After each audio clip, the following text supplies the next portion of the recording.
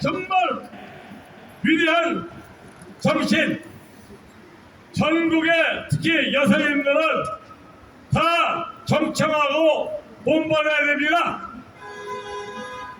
대구에는 이러한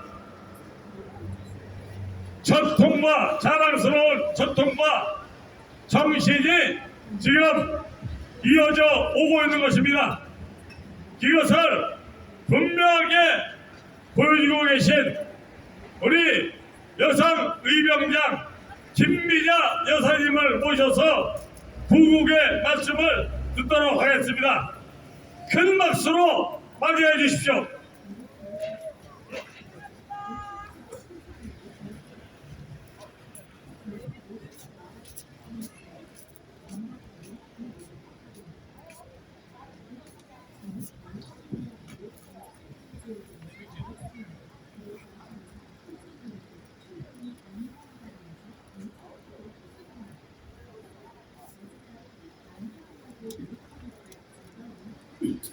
안녕하십니까. 저는 합법적인 대통령이신 박근혜 대통령님이 다스리는 자유 대한민국의 국민 김미자입니다. 오늘은 대통령님께서 회고록 34편에서 당시 재판관이었던 이정미가 낭독한 탄핵 심판 결정문에 대해 사실이 아닌 부분을 마치 사실인 것처럼 확정적으로 발언한 것을 보고 도저히 납득을 할 수 없었다고 강하게 필격하신 두 가지 부분이 있습니다. 그 두 가지 부분과 특검 조사를 시작하기 전 조사 절차에 대해 특검이 대통령님과 한 약속을 어긴 점에 대해 기록하신 것과 함께 세 가지로 분류해서 낭독해 드리고 중간중간 저의 생각도 함께 말씀드리겠습니다. 사실상 대통령님은 헌법 84조를 어기지 않으셨으므로 합법적인 상태에서는 형사상 소추의 대상 자체가 아니셨지만 언론을 통해 미르재단과 K스포츠재단을 설립하는 과정에서 대통령님이 기업들로부터 뇌물을 받은 것처럼 보도를 했기 때문에 이를 법정에서 밝혀 국민들의 오해를 풀고 당신의 떳떳함을 증명하시기 위해 법정에 쓰셨습니다. 회고록 내용 2017년 3월 10일 헌법재판소의 탄핵 심판 선고일이 다가왔다. 나는 당시 청와대 관저에서 생중계를 지켜보며 담담히 결과를 기다렸다. 사실 마음속으로는 현재 심판도 결국 큰 틀에서 정해진 각본대로 흘러갈지 모른다는 우려를 하고 있었다. 이정미 재판관은 20분 넘게 탄핵 심판 결정문을 낭독했다. 중계를 지켜보는 내내 마음을 다스리려고 했지만 이 재판관이 전혀 사실이 아닌 부분을 마치 사실인 것처럼 확정적으로 발언할 때는 어이가 없었다.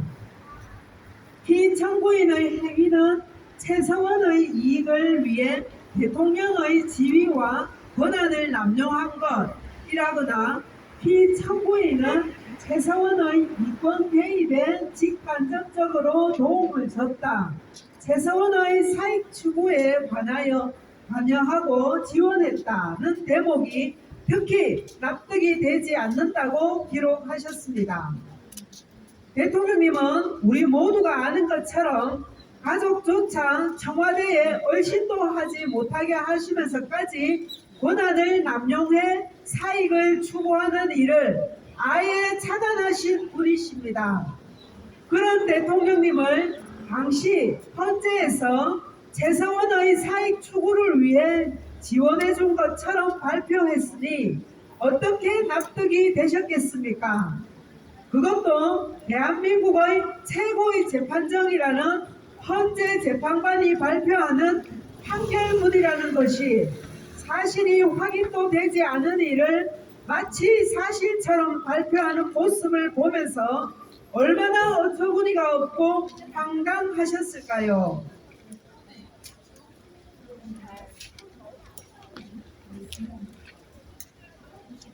그럼 첫째 부분 최서원의 사익 추구에 관여하고 지원했다는 대목에 대해 납득이 되지 않음을 기록하신 부분을 낭독해 드리겠습니다. 나는 옆에 있는 사람을 경계하지 못한 것 때문에 인생에 지울 수 없는 큰 오점을 남겼고 그로 인해 국가에 혼란을 가져오고 국민을 실망시켰다는 점에 대해서는 정말 죄송하게 생각한다. 대통령님은 자신이 잘못했다는 생각이 드는 부분에 있어서는 분명히 잘못을 인정하시고 또 사과를 하시고 책임을 지시는 말씀을 하셨습니다. 하지만 기업들의 돈을 요구하고 사익을 챙기려 했다는 검찰의 주장만큼은 도저히 수긍할 수 없었다. 왜냐하면 전혀 사실이 아니기 때문이다. 검찰의 수사는 처음부터 뇌물수수라는 목표를 정해놓고 그를 향해 전진할 뿐이었고 뇌물수수를 인정하는 답변을 끌어내는 데만 초점을 맞추는 것처럼 느꼈다. 그래서 나는 재판을 통해 시시비비를 가려 적어도 뇌물 문제만큼은 명명백백하게 진실이 밝혀지기를 바랬다. 하지만 재판 역시 기울어진 운동장이라는 것을 확인하는 데는 그리 오랜 시간이 걸리지 않았다. 검찰이 나를 기소하면서 적용한 제목은 뇌물수수, 직권남용, 강요 등 18개였다. 앞서도 언급했지만 그 중에서도 검찰이 가장 공들인 것은 나를 뇌물죄로 기소하는 것이었다. 직권남용 등으로는 탄핵을 정당화시킬 수 없다는 판단 때문이었다고 생각한다. 검찰은 내가 최서원장과 결탁해 기업들로부터 무려 592억 원 상당의 뇌물수수를 시도했고 이 중 298억 원을 실제로 수수했다고 주장했다. 이런 내용은 전혀 사실이 아니다. 최서원 원장은 나를 속였다. 그리고 그의 위법 행위들을 제대로 인지하지 못한 데 대해서는 내게 큰 책임이 있으며 지금도 국민께 매우 송구스럽게 생각한다. 하지만 내가 최 원장에게 어떤 이익을 줄 목적으로 대통령의 지위와 권한을 남용한 적은 결코 없다. 그렇기 때문에 최 원장의 이익을 위해 권한을 남용했다는 헌재의 결정문은 납득할 수가 없었다. 최 원장은 오랜 세월 봐왔고 내가 어려울 때도 대가를 바라지 않고 도왔기 때문에 최 원장이 설마 그런 정도로 엉뚱한 일을 벌이고 다녔을 거라고는 전혀 생각지 못했다. 검찰은 내가 대통령이라는 자리를 이용해 대기업으로 하여금 미르재단과 K스포츠재단에 774억 원에 달하는 기금을 출연하도록 강요했다고 주장했다.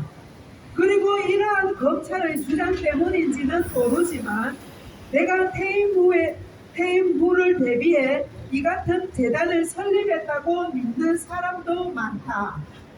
내가 두 재단의 설립을 추진했던 것은 사실이지만 이를 둘러싼 진실은 세상에 알려진 것과는 전혀 다르다. 나는 문화와 스포츠 등에 대해 관심이 많았다. 정치에 발을 담그지 않았으면 어쩌면 한국 문화를 알리는 일에 종사했을지도 모른다.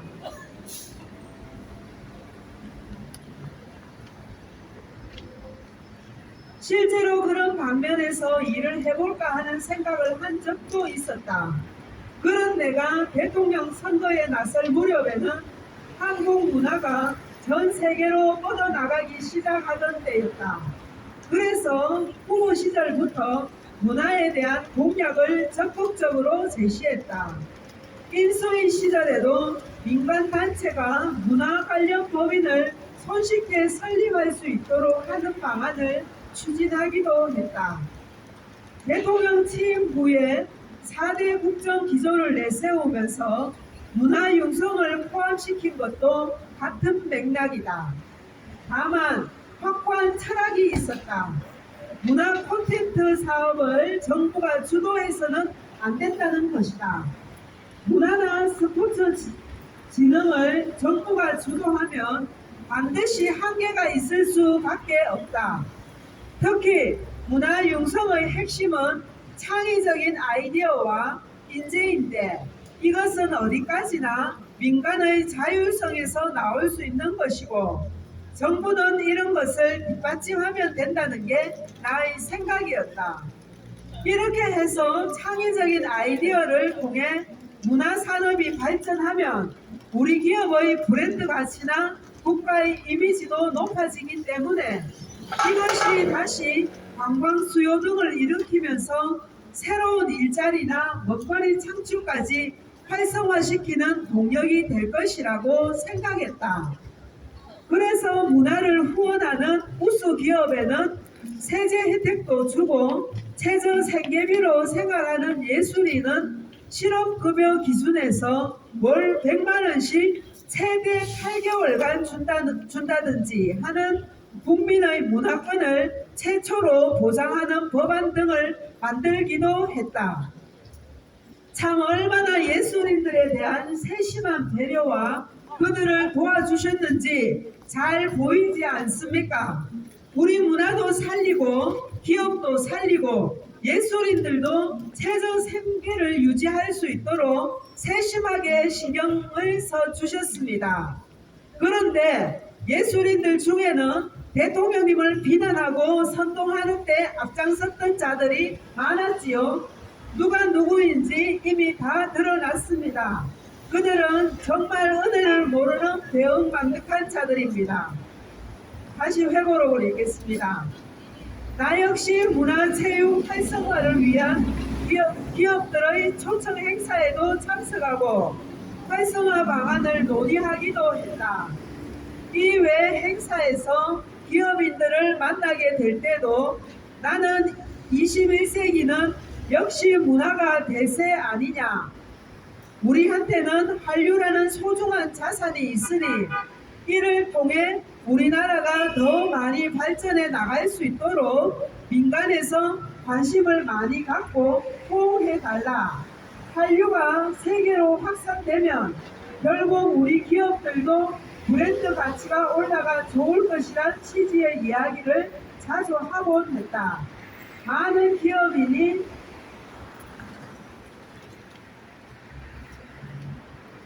이에 공감을 표시했다. 내가 기업들의 문화와 관련해 부탁한 것은 이것이 전부였다. 그렇기에 이런 부분에 대해 솔직히 말하고 이해를 구하면 국민도 어느 정도 납득하지 않겠느냐고 생각했던 것이다. 다만 안정범 수석이 언론 등에서 제기하는 비선 실세 의혹을 인정하는 것이 어떻겠느냐는 이야기를 꺼냈을 때는 크게 화를 냈다. 왜냐하면 최서원 원장을 비선 실세로 인정한다면 그녀가 그만큼 권력을 휘두르고 다닌 것이 사실이라는 이야기이기 때문이다. 그렇다면 왜 민정수석을 비롯한 참모들이 나에게 그런 사실을 보고하지 않았는지 도무지 이해가 되지 않았다.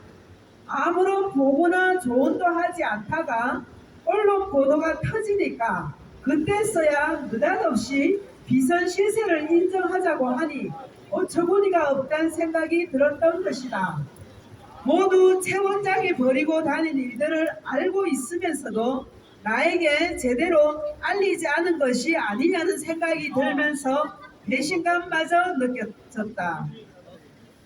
아직 사실이 확인도 되지 않은 일을 대통령님께 인정하라고 권하는 안종범 이사야 말로 경제수석이라는 권력을 남용해 대통령님 몰래 삼성을 비롯한 기업들로부터 재단 지원을 빌미로 돈을 뜯어낸 자 아닙니까? 언론에서 최서원 비선 실세가 대서특필되었다면 분명 대통령님과 연관 지은 것인데, 그러면 안종범이 먼저 최서원의 행적들을 면밀히 파악하고 진실을 규명해서 대통령님께 보고를 해드려야 되는 것이 의무이거늘 아직 사실도 확인되지 않고 대통령님께서는 전혀 알지 못했던 일을 국민들 앞에 나가서 그것이 사실이라고 인정하라고 권하는 안종범의 행위가 정당한 것 맞습니까? 다시 회고로. 그럼 이때라도 최 원장의 행적을 정확히 파악했어야 했는데 그러지 않았던 것이 나의 큰 실책이었다. 이때까지만 해도 나는 최 원장이 설마 그런 정도로 엉뚱한 일을 벌이고 다녔을 거라고는 전혀 생각지 못했다. 그리고 최 원장이 독일에 비넥스포츠라는 회사를 세워 삼성으로부터 돈을 받았다는 보도가 10월 중순에 나왔을 때는 사실을 한번 확인해 봐야겠다는 생각이 들었다. 그래서 그녀에게 전화를 해서 지금 언론에 보도되고 있는 비넥이라는 회사를 아느냐고 물었더니 최 원장은 나에게 대통령님 비넥이 뭔가요? 라고 반문했다. 전혀 모른다는 것이었다. 나는 그렇게 말한 그녀를 믿었다. 그녀가 설마 나에게 거짓말을 한 것이라고는 생각조차 하지 못했다. 이것이 최 원장과의 마지막 통화였다. 대통령님이 어렸을 때 대가를 바라지 않고 어려울 때 대가를 바라지 않고 도왔던 최 원장이기 때문에 대통령님은 끝까지 믿어주려고 하셨습니다. 그래서 비록 전화에서는 모른다고 했지만 재판에서만큼은 솔직하게 자신이 행한 것을 말해주기를 기대했는데 끝내 최서원은 진실을 말하지 않았음을 이렇게 기록하셨습니다. 회고로 애당초 우리는 그녀와의 변론 분리를 요구했다. 왜냐하면 최 원장 재판 과정에서 무슨 이야기가 오갔는지 모르는데 변론이 병합되면 최 원장 재판의 진술서나 공판 조서가 나의 재판에서도 법적 증거로 인정받기 때문이다. 그런 증거가 우리에게 불리하게 작용할 수도 있는데도 우리는 그에 대해 알 수도 없고 반대 신문도 할 수 없었다. 그래서 변론 분리를 요구했음에도 받아들여지지 않았다. 내 재판은 앞서 진행됐던 최서원, 배명전 최순실 원장의 뇌물죄 및 알선 수재 등을 다루는 재판과 병합됐다. 그에 따라 나는 최 원장과 같은 법정에 서게 됐다. 솔직히 나는 그녀의 입에서 어떤 말이 나올지 궁금했다. 검찰 조사에서 알게 된 그녀의 모습은 내가 알던 최서원과는 다른 사람이었기 때문이다. 내 기억 속 그녀는 대가를 바라지 않고 사심없이 나를 도와준 사람이었다. 그랬기에 마음 한편에서는 그녀가 사실대로 말하고 진실을 밝히는 모습을 기대하는 마음도 있었다. 하지만 법정에선 그녀는 대통령은 뇌물을 받지 않았다고 강조하면서도 가장 중요하고 원칙적인 이야기는 하지 않았다. 즉 자신이 나를 속이고 나 모르게 자신의 이익을 추구했다는 부분은 언급을 쏙 빼놓았다. 저는 그녀의 모습을 보고 싶지 않았기에 법정에서는 이후 눈을 마주친 적도 없었다. 이때 만에 최서원이 솔직하게 말을 했다면 당시 법정에서 대통령님과 최서원을 엮지는 못했겠죠. 대통령님께서는 사람과의 관계에 있어서 가장 소중히 여기는 것이 신뢰인데 최서원은 대통령님의 신뢰를 끝까지 저버린 배신자였던 것입니다. 대통령님께서 믿었던 한 사람, 그 사람이 저는 솔직히 황교안인 줄 알았는데 알고 보니 최소원이었던 것입니다. 정말 순수하게 믿었던 사람인 만큼 더 사무치도록 배신감이 드셨다는 생각이 듭니다.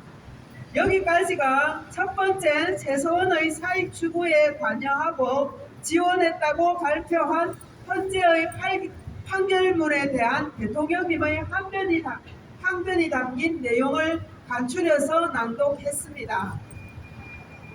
두 번째, 특검의 조사에 응하지 않았다며 헌법 수호 의지가 드러나지 않는다고 발표한 헌재 판결문에 대해 조사 대상자도 아니신 대통령님께서는 헌법 수호 의지가 있으셨기 때문에 불법적이지만 적극적으로 조사에 응할 준비를 하셨던 것에 대해 기록하신 부분을 발췌해서 낭독해 드리겠습니다.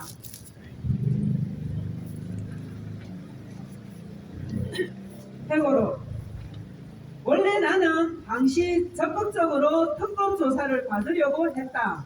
박영수 특검은 당시 윤석열 수사팀장을 통해 유영아 변호사와 조사 일정을 조율했다. 처음에는 전화로 조율하다가 2017년 2월 초순경 두 사람이 직접 만나서 조사와 관련된 사항을 협의했다. 유 변호사는 윤석열 팀장을 만난 다음 날 내게 윤 팀장과의 합의 내용을 설명해 주었다. 유 변호사는 윤 팀장과 조사 일시만 미정으로 둔 채 나머지는 다 합의를 했다. 조사 장소는 청와대 비서동 위빙관으로 하고 특검보 2명과 부장검사 2명, 검사 1명이 조사에 참여하기로 했다. 조사 형식은 참고인 조사로 진행하며 조사 내용에 대해서는 녹화는 하지 않기로 했다고 전해주었다. 또한 조사를 받는다는 사실은 조사가 시작되기 전에는 비공개로 하되 조사 당일 오후 10시 이후에는 조사 중인 사실이 공개되더라도 청와대에서 양해하기로 했다고 합의 내용을 설명했다. 나는 보고를 받은 후 유 변호사에게 특검 조사팀이 조사 도중 쉴 수 있는 휴게실을 마련하고 다과 및 음료도 제공하도록 준비해 불편함이 없도록 하라고 말했다. 그 후 특검 측에서 검사 중 담배를 피우는 사람이 있다고 전해와 그 직후 청와대 내부에 임시 흡연 공간을 마련하기까지 했다. 며칠 후인 2월 7일 나는 유 변호사에게 2월 9일에 조사를 받겠다고 특검에 전달하라고 말했다. 유 변호사는 그 자리에서 바로 윤석열 팀장에게 조사 날짜를 통보했다. 그때 시간이 2월 7일 오후 5시쯤이었던 것으로 기억한다. 그런데 그날 저녁 8시가 되기 전에 유 변호사가 내게 전화를 했다. 조금 전 윤석열 팀장이 유 변호사에게 전화해서 SBS 8시 뉴스에 2월 9일 청와대 위빙관에서 대통령을 직접 조사한다는 내용이 보도된다고 해서 지금 특검 사무실로 들어가고 있다. 나중에 보도를 보고 난 뒤 다시 전화하겠다고 말했다는 것이다. 나는 SBS 뉴스를 본 후 유 변호사에게 전화해서 조사받는다는 내용이 보도됐는데 어떻게 된 것인지 정확한 경위에 관해 확인하라고 말했다. 다음날 청와대로 들어온 유 변호사는 내게 SBS 보도 후 저녁 8시 45분경에 윤석열 팀장이 전화해서 특검팀에 확인했더니 특검에서 조사 날짜가 유출된 것은 아닌 것으로 확인됐다고 말했다고 전했다. 그러나 유 변호사가 이름을 밝힐 수 없는 SBS 관계자에게 보도 경위를 확인해보니 그 인사는 특검에서 조사 사실을 확인해 주었고 취재원은 일반 수사관이 아닌 검사 이상의 고위직이라고 말했다고 한다.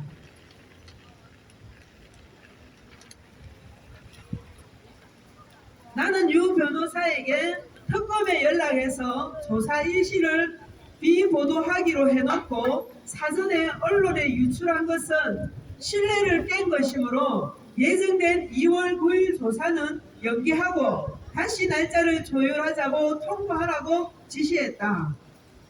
그 후 특검팀에서는 윤석열 팀장이 아닌 박충근 특검보를 협상 당사자로 지정하고 조사 일시와 장소, 방법 등을 다시 협의하자고 통보해 왔다.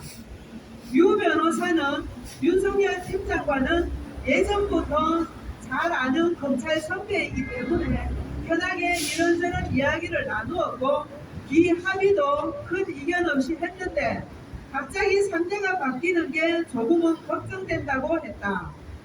유 변호사를 만난 박 특검보는 당시 윤 팀장과 합의한 내용과는 달리 대면 조사를 비공개로 하기가 어려워졌으므로 조사도 청와대가 아닌 제3의 장소에서 진행하고 청와대에서 대면 조사를 할 경우 조사 내용을 녹화해야 한다고 새 제안을 냈다고 한다.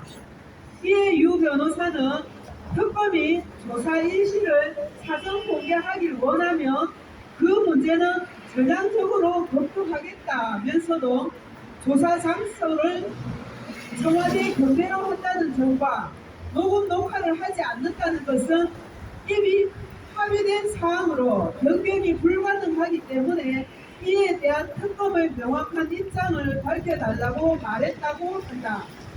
하지만 그 특검에서는 조사의 공정성, 투명성을 보장하기 위해서라도 녹음 녹화가 필요하다는 입장을 굽히지 않았다. 반면에 유 변호사는 조사의 공정성과 투명성은 조사받는 사람이 문제를 제기하는 것이지 조사자가 제기할 사안이 아니다며 특검 조사의 공정성과 투명성에 대해 어떤 이의를 제기한 사실이 없으며 앞으로도 이의를 제기하지 않겠다는 의견을 이미 공문을 통해 수회 걸쳐 특검에 전달했으므로 수긍할 수 없다고 회신했다. 그 후 특검은 대면 조사 시 녹음 녹화를 요구했으나 대통령 측에서 이를 거부해 대면 조사가 무산된 것으로 언론을 통해 주장했지만 그 내막은 이런 과정을 거친 것이다. 결국 이런 신경전이 계속 이어지다가 특검 조사는 무산되고 만 것이다. 여러분, 당시 특검 팀장이었던 윤석열은 왜 거짓말을 했으며 그리고 왜 갑자기 박충근 특검보를 협상 당사자로 교체했을까요? 차후에 탄핵 심판에 있었던 일들을 제대로 조사하게 되면 모든 것이 정확하게 밝혀지겠죠.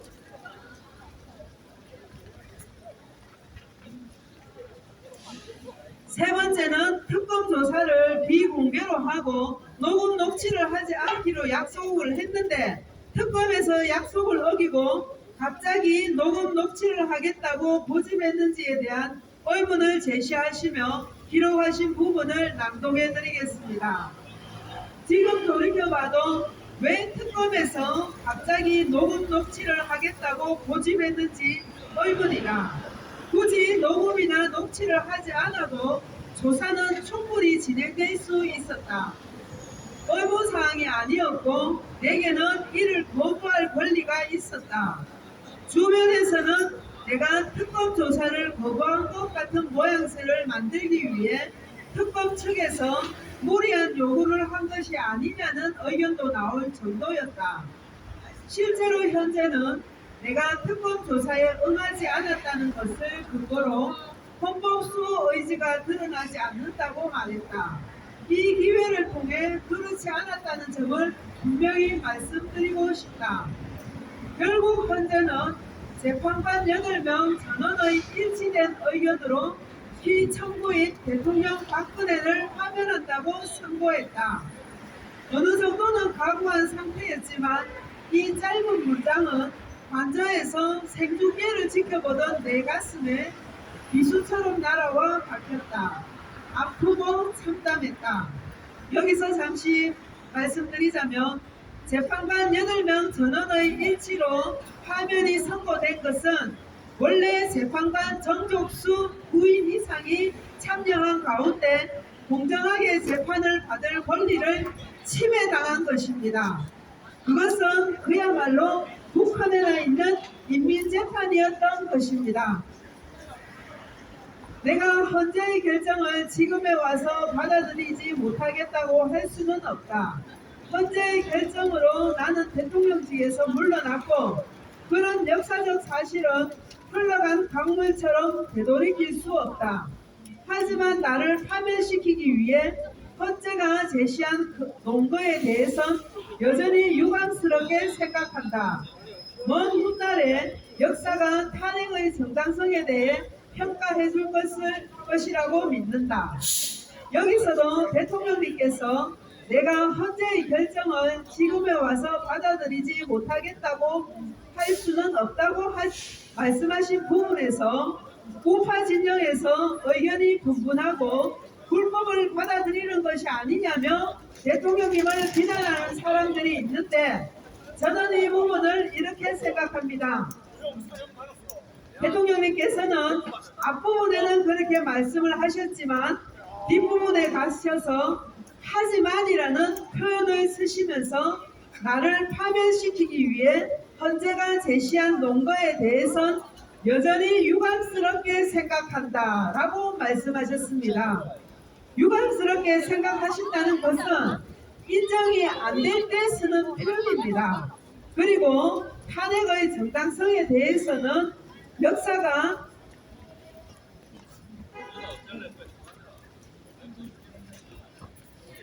평가해 줄 것을 믿는다고 말씀하셨습니다. 그것은 바로 탄핵은 정당하지 못한 것이기 때문에 나는 헌재의 결정을 인정하지 않는다는 것을 역설하신 것으로 저는 봅니다. 작품의 현실이 불법 정부하이다 보니 불법 탄핵이 인정이 되어 있는 상태이고 이 불법 정부가 어쨌든 무리지만 민주당과 대치하는 보수 정부로 행세하고 있는 현 상태에서는 아직 사법부가 제 기능을 하지 못하고 있는 상태입니다. 하루속히 사법부가 제 기능을 찾아 이 불법 정부를 헌법으로 심판을 할 때까지는 당신이 진짜 대통령이시지만 대통령 권한을 행사할 수 없는 당신의 현재 상황을 표현한 것으로 저는 보입니다. 간절한 바람은 조인의 법무장관을 통해 하루속히 사법부가 제 기능을 찾게 되기를 바라고 우리의 적법한 대통령이신 박근혜 대통령님께서 합법적인 대통령임을 전국에 공식적으로 발표가 되는 그날이 하루속히 오기를 간절히 소망하고 또 그날은 반드시 올 것을 저는 확신합니다. 그리고 대통령님께서는 탄핵 반대 집회에 참석한 분들 중 4분이 사망하고 1분은 의식불명 상태로 고생하다가 후에 돌아가셨다는 소식을 전해 듣고 너무나 마음이 아팠다고 하시며 사람이 여러 명 사망했는데도 당시엔 언론의 사건 경위 등이 제대로 보도조차도 되지 않았다. 지금도 그 일만 생각하면 심령이 무거워진다. 유족들께 심심한 위로의 말씀을 드린다고 희생되신 분들과 유족들을 향한 심정도 기록하셨습니다. 이와 다른 내용들이 많이 있는데 그것은 이제 곧 책이 나오면 볼 수 있으니 책을 꼭 구입하셔서 읽어보실 것을 권유합니다. 2017년 3월 10일 일어난 파면 선고는 절대 그냥 묻고 넘어갈 수 없는 중차대한 일이요 우리나라 헌정을 무너뜨린 반란 사건이었습니다. 나라를 통치하는 모범인 헌법이 무시되고 죄 없는 대통령이 적들에 의해 불법 감금되는 이런 일은 두 번 다시 반복하지 않기 위해서라도 반드시 바로져야 되고 또 나쁜 전례는 또 나쁜 일을 할 수 있는 계기를 만들어 주기 때문에 절대로 그냥 묵과하고 넘어가서는 안 되는 것입니다. 어서 나라의 헌법을 어기고 국민을 기만하고 나라를 위태롭게 했을 때는 어떻게 되는지 일벌백계로 본을 보여주어야 되는 것입니다. 어서 박근혜 대통령님은 탄핵당할 죄를 안 지으셨기 때문에 반드시 합법적으로 다시 청와대로 복귀하십니다. 저는 그것을 확신합니다. 대한민국의 현직 대통령이신 박근혜 대통령님 만세! 합법적인 대통령이 다스리는 자유대한민국 만세!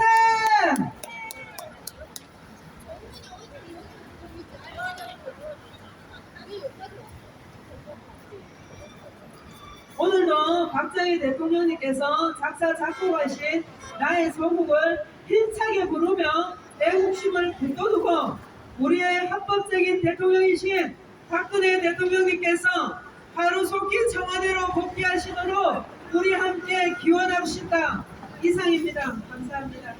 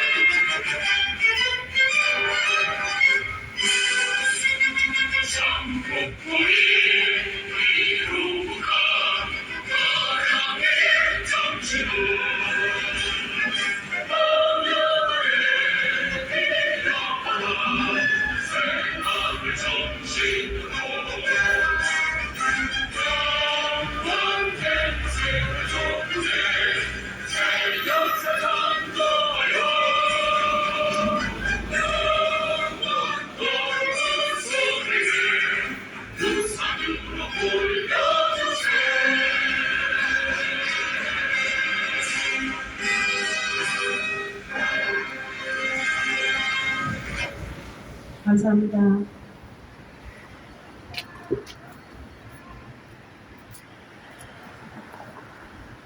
잘 들으셨지요?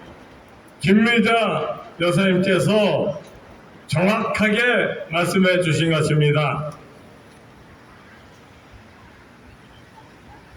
2017년도 3월 11일 헌법재판소에서 탄핵에 대해서 내린 결정은 그 자체가 애초부터 원천적으로 불법이고 또 그 과정 그리고 내용 다 애초부터 불법이기 때문에 이것은 원천적으로 무효인 것입니다. 그래서